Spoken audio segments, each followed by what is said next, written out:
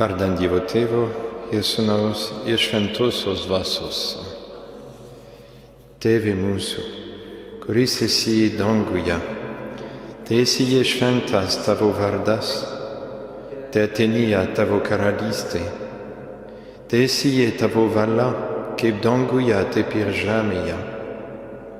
Kasdienės mūsų duonos duok mums šiandien ir atleisk mums mūsų kaltes, kaip ir mes atleidžiame savo kaltininkams, ir neleisk mūsų gundyti, bet gelbėk mus nuo pikto. Vardan Dievo Tėvo ir Sūnaus ir Šventosios Dvasios. Amen. Labas vakaras. Šį vakarą tęsime toliau šitą mąstymą apie Jėzaus maldą, apie Tėve mūsų maldą. Ir šitoje didžiojoje savaitėje mes esame kviečiami susikaupti, melstis, pakelti savo sielas link Jėzaus, link Dievo, link dangiškojo Tėvo.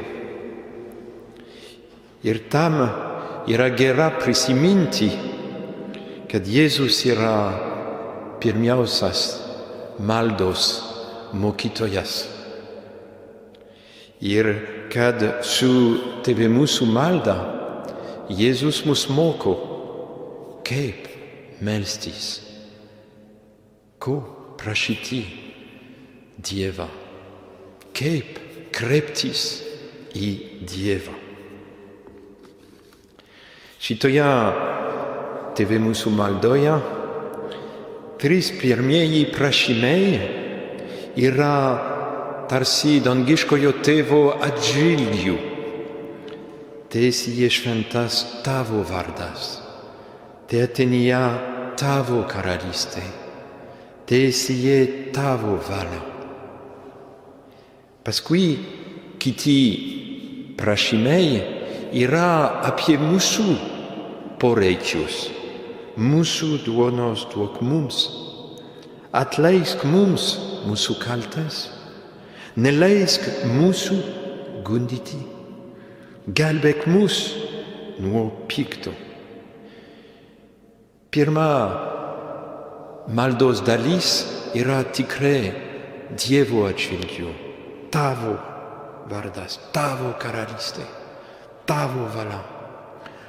Antra dalis yra apie mūsų poreikius. Duok mums, atleisk mums, neleisk mūsų gundyti, gelbėk mus. Ir Jėzus mums rodo, kad mūsų prašymai apie save yra tikri, jeigu jie yra sujungti su šlovinimu, su nuoširdu noru, kad Dievas ateitų mūsų širdyse ir viešpatauti mūsų gyvenimuose ir kad jo valia įsipildytų mumyse. Šlovinimas, troškimas atlikti Dievo valią tyrina mūsų širdis. Ir šitaip mūsų prašymai apie mūsų poreikius yra tikresni. Kasdienės mūsų duonos duok mums šiandien. Tai yra pirmas prašymas apie mūsų poreikius. Kasdienės mūsų duonos duok mums šiandien. Kai mes šitaip ateinam pas Dievą, pas dangiškąjį Tėvą ir prašome duonos, mes esame kaip Elgeta jo atžvilgiu. Mes prašome tai, kas yra reikalinga, kad gyventume. Mes neprašome vyno ar vodko ar prabangaus dalyko. Mes prašome paprasto dalyko, reikalingo dalyko.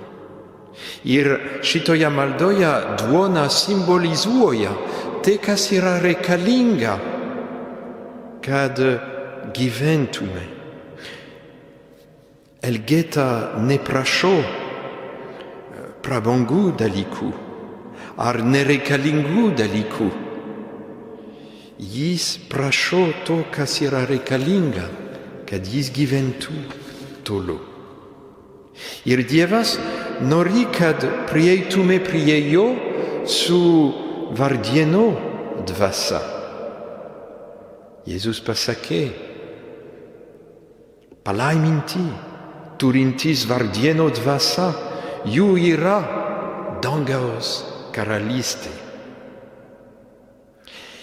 Ir vargšas elgeta, tas, kuris turi vardieno dvasia, nereikalauja. Jis nereikalauja, nes jis žino, kad jis neturi teisų, kad jis neturi nuopelnų.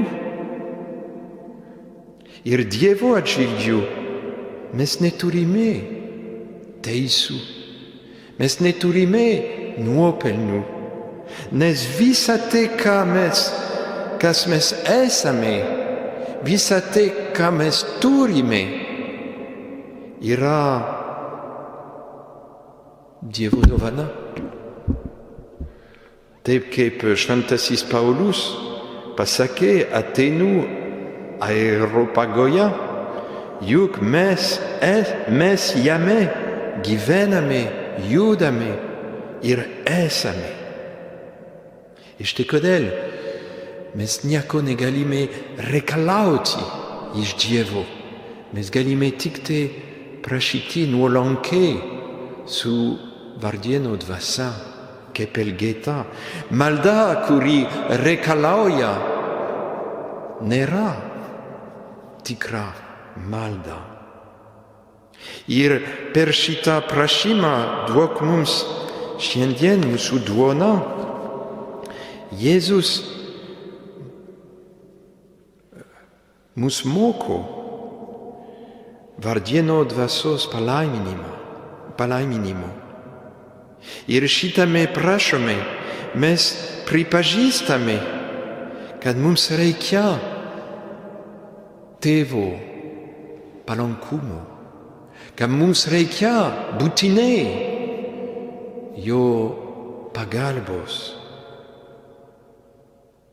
Mes pripažįstam, kad radikaliai mes priklausome nuo jo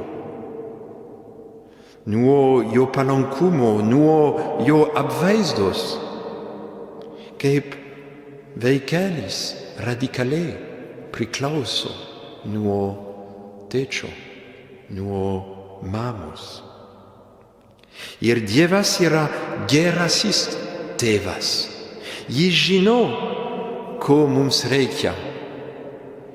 Ir jeigu mes esame atidūs, mes galime pastebėti, atskirti, kad jis mums duoda kasdien, ko mums reikia, kad eitume toliau, kad nebūtume sutraškyti, kad nebūtume visiškai duobėje. Kiekvieną dieną hebrajai dykumoje priimdavo maną,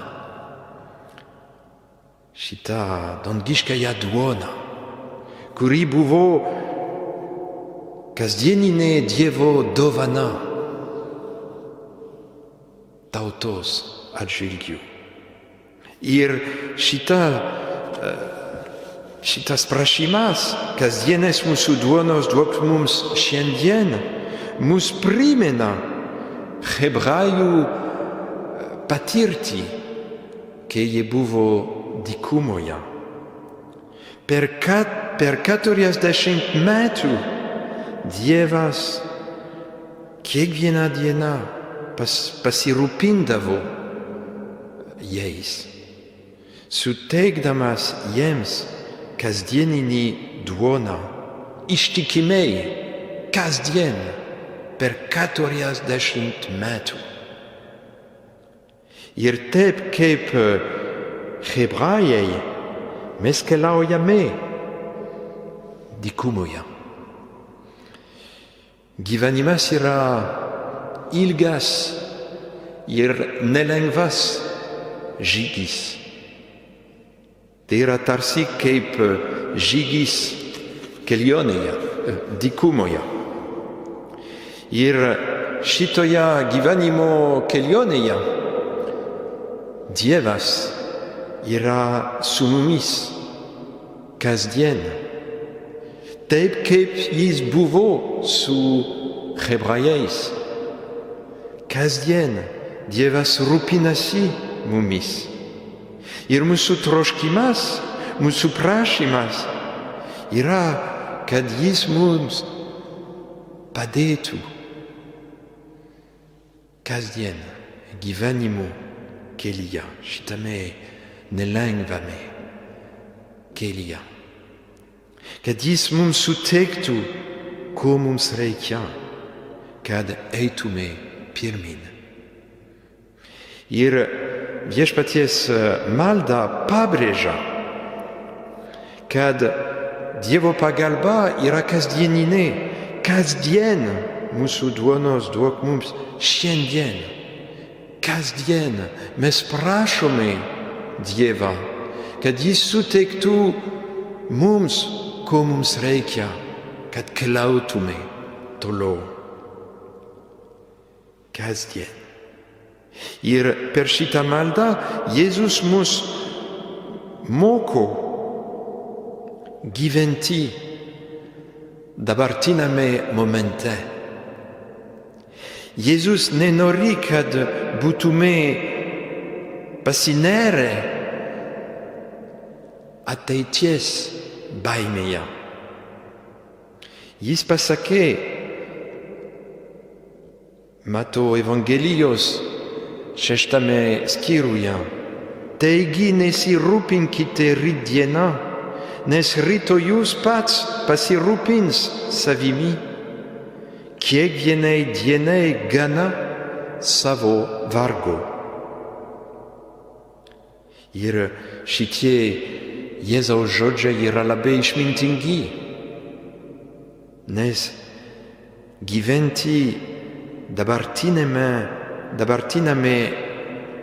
akimirke ramina mus, bet gyventi ateities baimėje, tai išblaško mus, tai nepadeda mums keliauti ramiai ir su viltimi. Aišku, tai nereiškia, kad nereikia nieko neplanuoti. Mes planuojam, bet su pasitikėjimu Dievu. Su pasitikėjimu, kad dangiškasis tėvas mums suteiks, ko mums reikia kasdien. Aš prisimenu savo tėtį. Mano šeimoje mes buvome 6 vaikai. Ir kartais mano tėtis nerimaudavo, kaip aš galėsiu mokėti už visas išlaidas. Ir buvo šitas nerimas jame. Bet visada tėtis kalbėjo apie Dievo apvaizdą. Ir jis visada norėjo atsiremti Dievo apvaizdą. Ir šitaip jis galėjo nusiraminti. Ir visada mano tėtis sakydavo, kad Dievas padeda, Dievo apvaizda padeda. Jį suteikia mums, ko mums reikia, tai kas yra būtinai, kad keliautume. Ir maldoje, kai mes kalbam, kasdienės mūsų duonos duok mums šiandien, mes atnaujiname šitą pasitikėjimą Dievu. Ir mes sutinkame, kad nekontroliuojame savo ateities. Mūsų ateitis yra dangiškojo Tėvo rankose, nėra ko bijoti. Ir šitas prašymas apie duoną, tai liečia mūsų žmogiškus poreikius, bet taip pat tai liečia mūsų dvasinius poreikius. Mums reikia duonos, bet taip pat mums reikia dangaus duonos. Jėzus atsakė, parašyta, žmogus gyvas ne viena duona, bet ir kiekvienu žodžiu, kuris išeina iš Dievo lūpų. Dievo žodis yra kasdieninė duona ir mes galime pradėti kasdien savo dieną, sakydami Dievui, Viešpatie, duok man savo žodį, duok man žodžio duona šiandien. Ateik maitinti mano tikėjimą šiandien tam, kad šiandien aš veikšiuosiu tavo šviesoje. Ir taip pat šitą duoną, kurios prašome, taip pat tai yra eucharistinė duona. Kiekvienose šventosiose mišiose Dievas atsiliepia į šitą prašymą, suteikdamas mums eucharistinę duoną.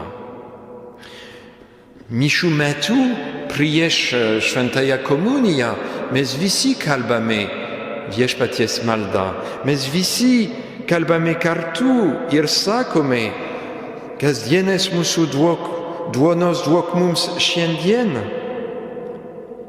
Ir paskui Dievas atsiliepia į šitą prašymą, suteikdamas mums šventąją komuniją, dangaus duoną. Ir komunija, šventoji komunija yra didelis ir nuostabus ženklas, kad Dievas rūpinasi mumis, kad jis atsiliepia į mūsų prašymus. Ir mes prašome duonos Viešpaties maldoje, ne vien sau, bet ir visiems. Ypač tiems, kuriems labiau reikia Dievo pagalbos apie žemiškus dalykus, apie būtinus žemiškus dalykus, bet taip pat apie dvasinius poreikius. Šita malda, šitas prašymas yra broliška malda. Mes prašome, kad Dievas rūpintųsi kitais, visais. Duok mums.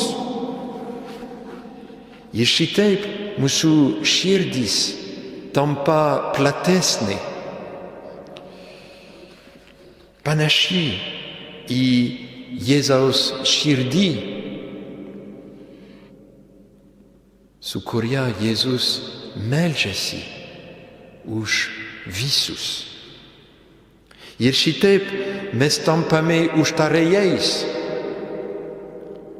Melstis už tuos, kuriems reikia Dievo pagalbos, yra mūsų atsakomybė kaip misionieriai pasaulyje. Ir Dievas nori suteikti malonės per mūsų maldą. Kiekvienas maldoje turi tikrą atsakomybę.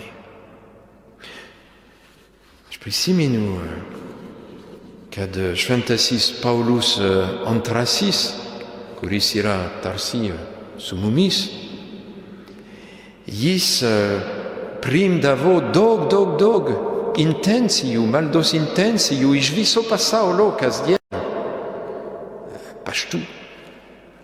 Ir jo sekretorius padėdavo keletą intencijų popiežiaus klaupte, kuris buvo jo koplyčioje.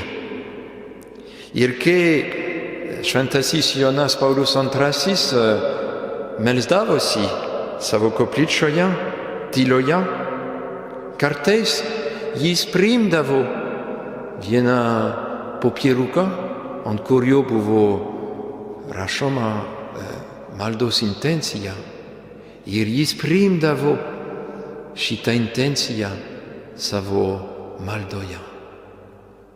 Ir šitaip jis buvo užtarėjas visam pasauliui kartu su Jėzumi, kuris yra mūsų užtarėjas danguje. Ir šiandien šitame dabartiname išbandyme yra svarbu pasakyti Dievui su nauju pasitikėjimu. Kasdienės mūsų duonos duok mums šiandien, padėk mums šiandien, padėk tiems, kuriems yra sunkiau. Būk su mumis, dangiškasis Tėvas, gailestingasis Tėvas.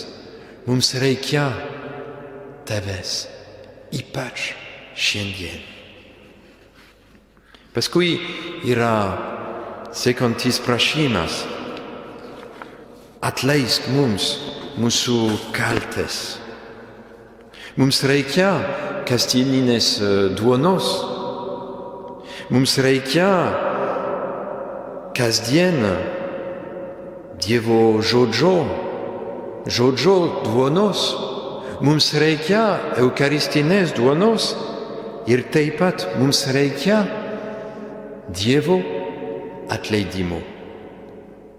Ir mes išpažįstame, sakydami šitą maldą, kad esame nusidėjėliai, kad ne visada sutinkame su Dievo valia, kad mes prieštaraujame jo karalystei, kad mes nešloviname jo kaip reikėtų.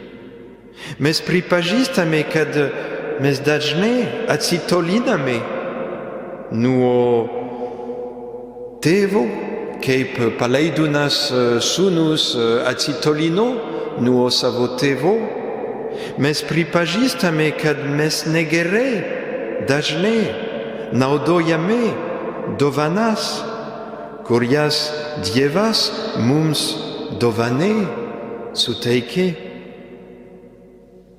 Visa tai yra neteisinga Dievo atžvilgiu. Visa tai įžeidžia Dievą. Ir štai kodėl yra normalu atsiprašyti, sakyti atleisk mums mūsų kaltes. Ir kai mes nuoširdžiai prašome Dievo atleidimo, mes esame kaip palaidūnas sūnus, grįžtantis pas savo tėvą. Ir mes tikime, kad tėvas priima mus taip, kaip palyginime tėvas priima savo sūnų.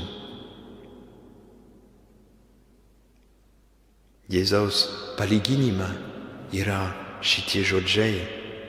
Tėvas pažino jį iš tolo, labai susigraudino, pribėgo prie jo, puolė ant kaklo ir pabučiavo.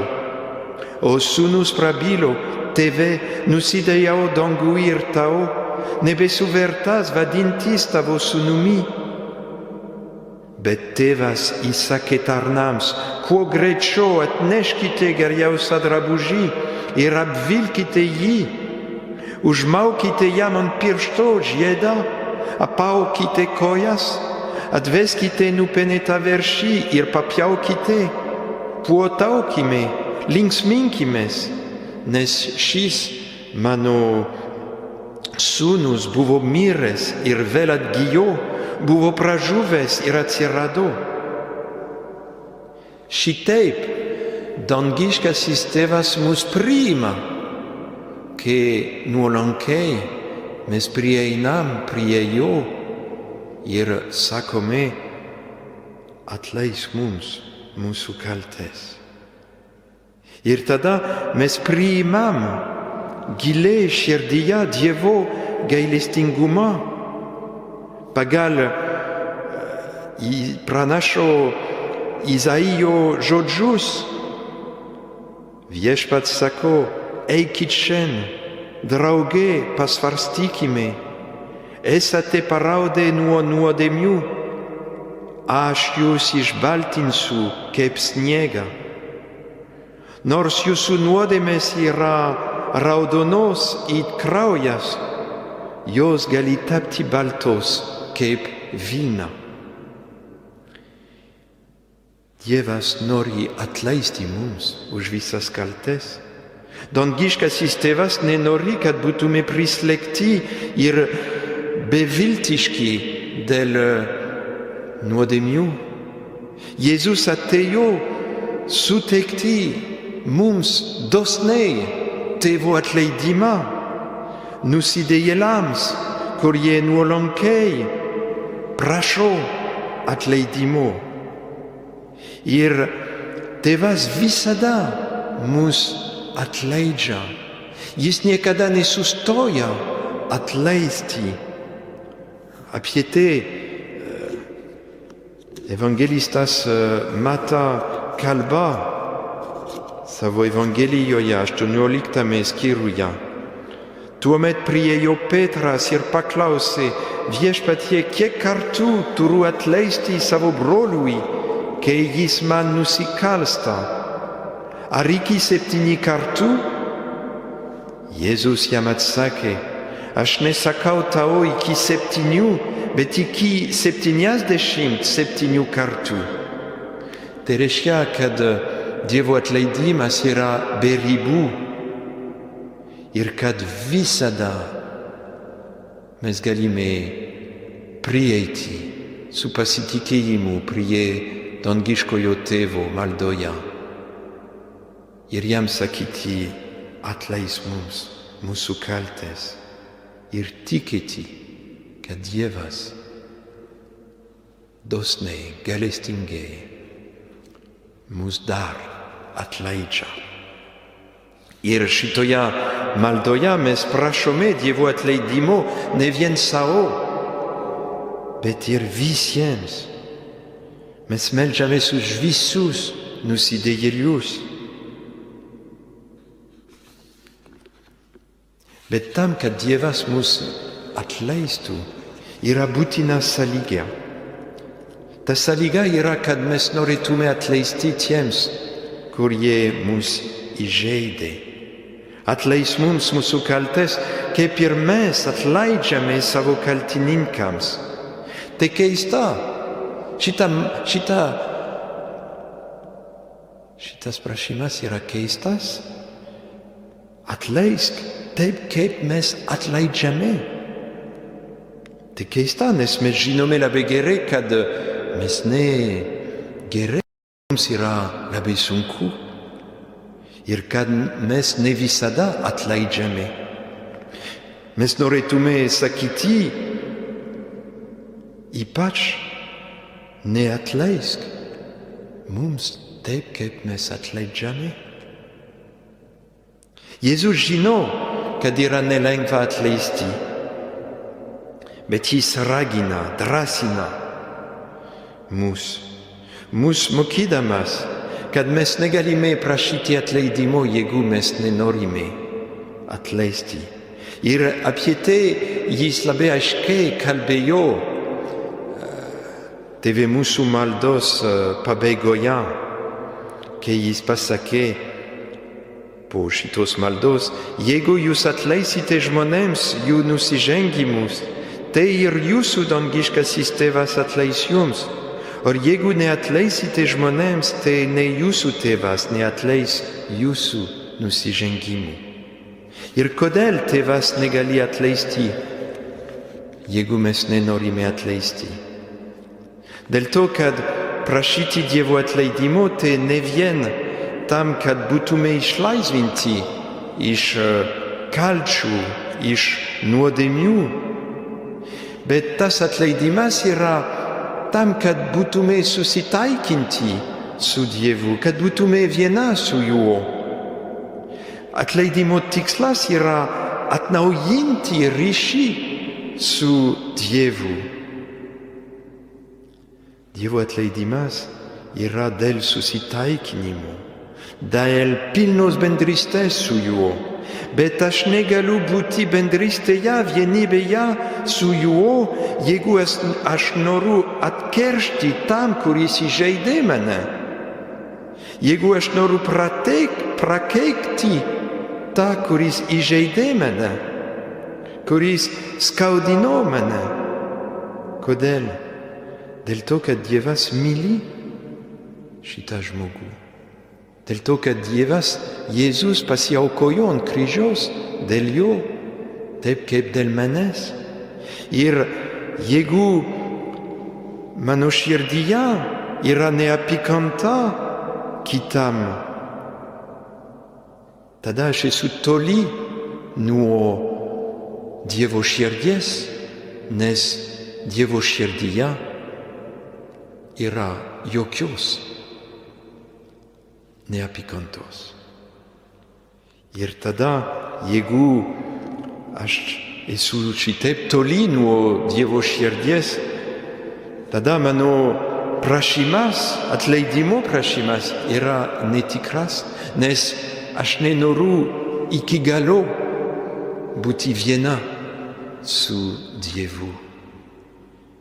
Jonas, šventasis Jonas savo laiške sako, jei kas sakytų aš myliu Dievą, o savo brolio nekęstų, tasai melagis.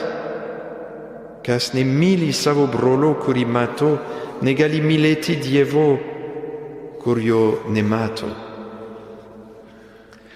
Niekas nesako, kad yra lengva atleisti.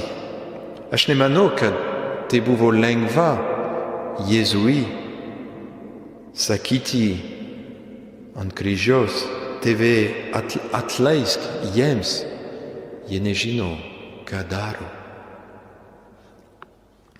Neleis mūsų gundyti.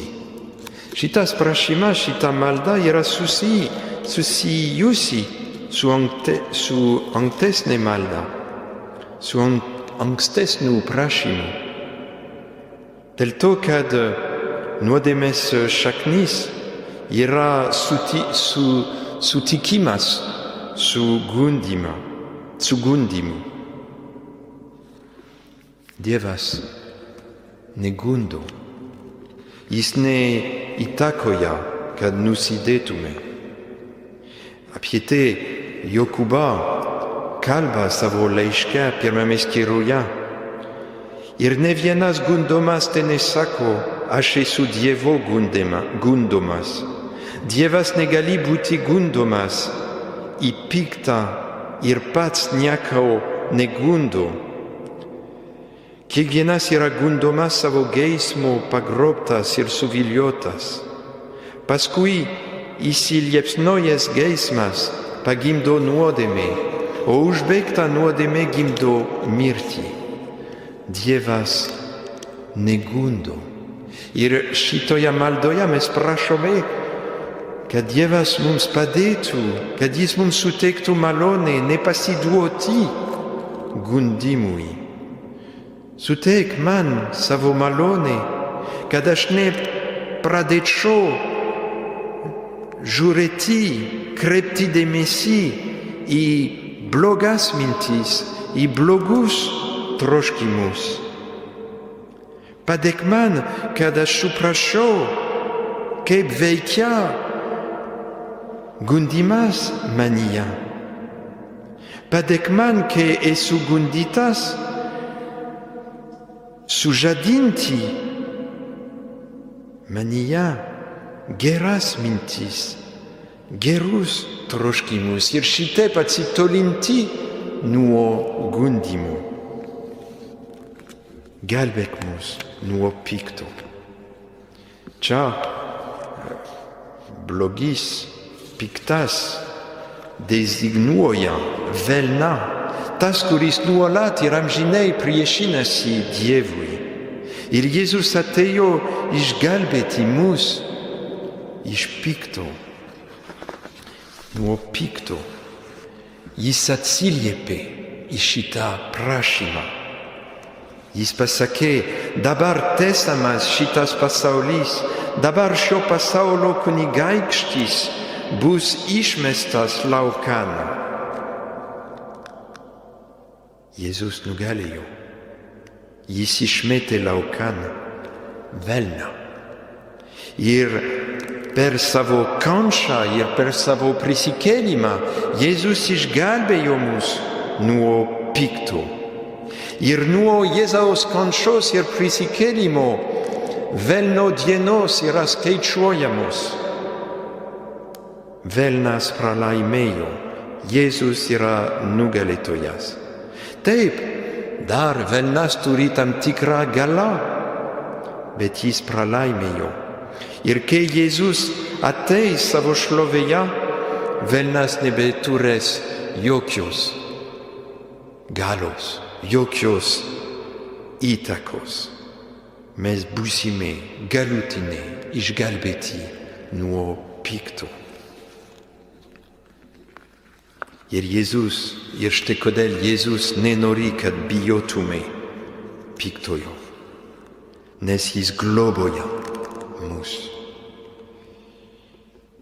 Šventasis Jonas savo pirmame laiške sako, mes žinome, jog kiekvienas gimusis iš Dievo nenusideda, bet Dievo pagimdytasis saugo jį ir piktasis jo nepaliečia. Piktasis jo nepaliečia. Nes dangiškasis tėvas per Jėzų atsiliepė į šitą maldą. Išgelbėk mus nuo pikto. Amen. Šitas mažas žodis yra paskutinis Biblijos žodis. Amen. Ir tas mažas žodis reiškia daug.